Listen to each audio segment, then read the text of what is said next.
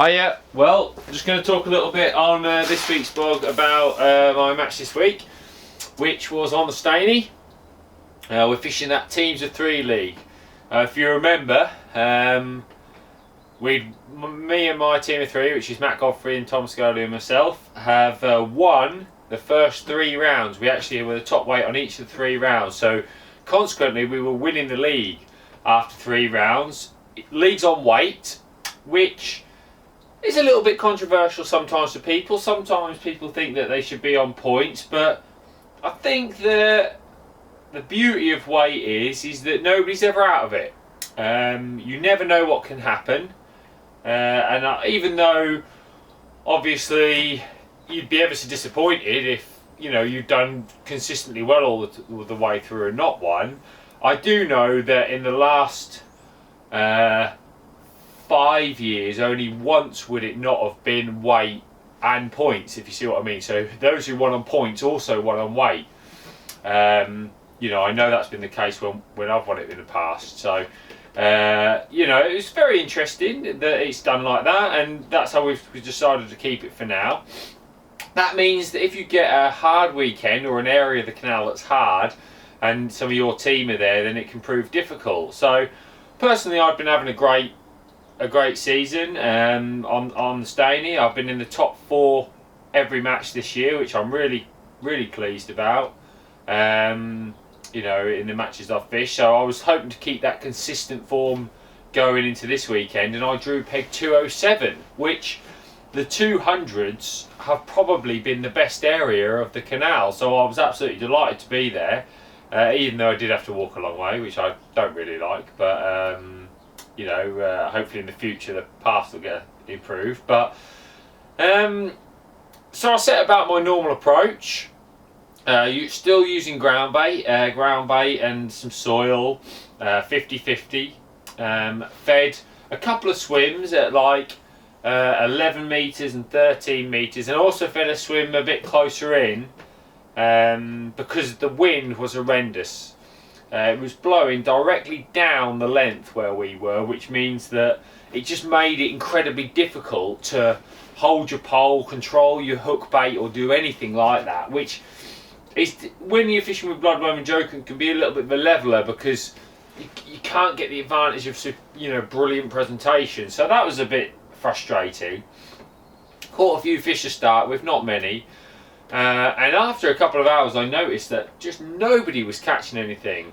It was really poor. People were really struggling for bites, and I was catching a few fish, so I thought, well, I'll just continue on winkling everything I could out of a peg. I caught quite a few little perch, had a couple of nice little runs of roach. My roach were quite small, but at least I was catching something, so I was really happy. The strange thing was I was topping up and it wasn't really doing anything. The peg wasn't reacting to it at all, which always tells me when the fish aren't really feeding at all, which is very rare for the Stainey. It has to be like it is at the moment, which is horrendous weather. The weather is as cold as it can possibly get in terms of the water temperature, because what's happening is there's wind and it's not freezing the water, so the water is just turning itself over very cold.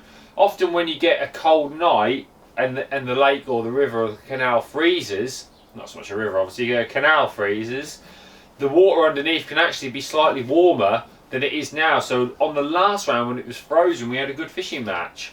So it just goes to show sometimes when you get sort of -2, -3 on a night and the wind's blowing, it really can affect it. And I think any of you who've been fishing this weekend will see how hard it's been. So I had to keep that in my mind while I was fishing as well.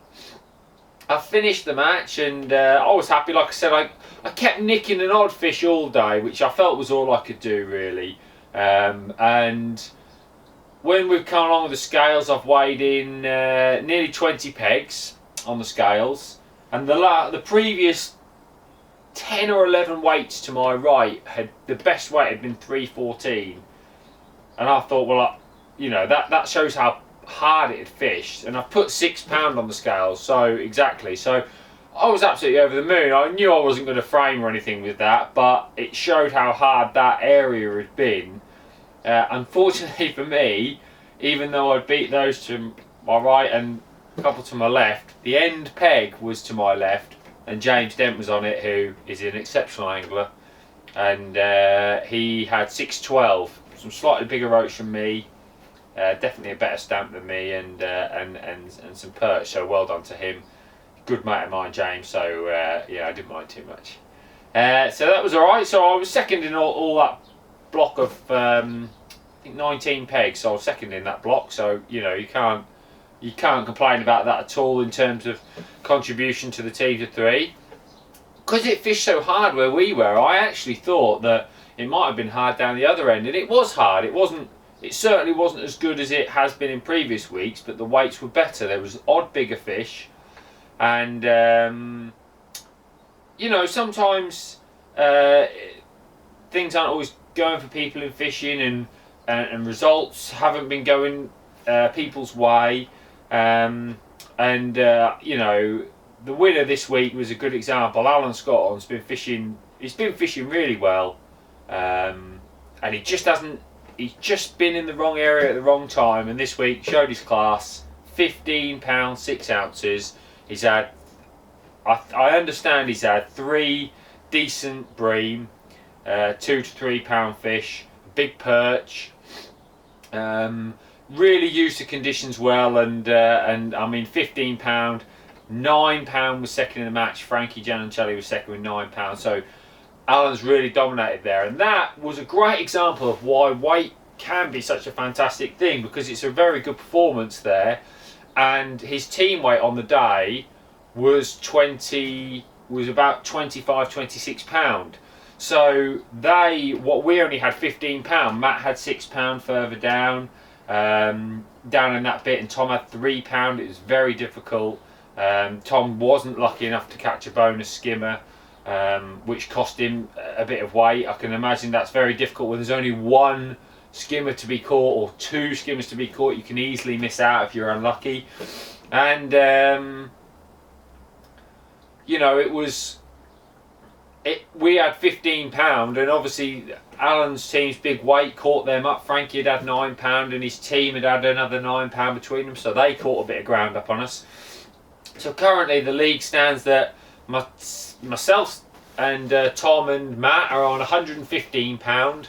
Frankie Simon and Callum Dix are on 102 pound, and then Alan and Oliver Scottorn and Gavin Liversidge are on 97 pound. So they've come right up now into the mix, and there's 1 round left to go, and anything can happen. There could certainly be areas where it's very hard again, and there could be areas where there's a chance of catching that sort of weight to win the league.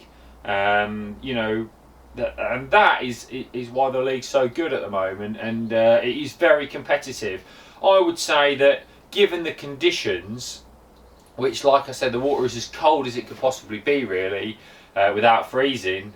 You know, there's still been bites all the way along the length. You know, there's several 5, 6. There was a couple of 8s, which were odd big skimmers. So there was an odd bigger fish to be caught as well. So it made it really interesting as far as I'm concerned. You know, last round is next week, and that's really going to interest me. So I'm really looking forward to it. I think it's a couple of weeks' time the next round. I've had a few questions this week. Just moving on regarding ground bait and you know, fishing for skimmers and fish this time of year using ground bait, mainly on commercials. I want to touch on this a little bit, because I think that some people are making some mistakes really on what they're doing. Ground bait, in certain situations, you can use a lot of ground bait. You can you know, cup in 6, 7, 8 balls, put a bed of bait down, and that is a well accepted method of fishing. However, on a commercial, what you've got to try and remember is that there's a lot of fish in front of you, right? Just because you're not catching anything doesn't mean there's any fish there. I can absolutely guarantee you, in front of your peg, there'll be loads of fish. Because in the summer you'd be getting liners and bites and everything like that because the fish are moving about, but the fish are very dormant, not very active. So what I do is I use a strong fish meal pellet based ground bait, something like Match Method Mix, which I really like. F1's also very good, but this can be very good. And this bag of ground bait here in the winter has lasted me a few matches, because all I do is mix up, say, a pint of ground bait, just pop a pint of ground bait into a tub, put a lot of water in it, give it a mix up, almost make it like a bit of a slop. It'll soon harden up and absorb the water, so just break it down with your hand and just feed little bits at a time. And I mean little, I'm talking like marble size, you know, that sort of size, really small. You know, you can put like a golf ball in somewhere if you want, but just small amounts of ground bait. The pulling power of that ground bait is very, very strong. So that can often trigger a response, like fishing a tiny bit of ground bait with a pellet or a piece of corn or something like that. Just something a little bit different to a few micro pellets or something like that. So I think that's what you need to be thinking about when you're thinking about ground baits in winter. Just remember how pungent and strong they are, and that the water's clear and there's a lot of fish there anyway. Okay, obviously, like, so when I go on the canal, it's different. It's a bigger water and I'm looking to draw a big area of fish.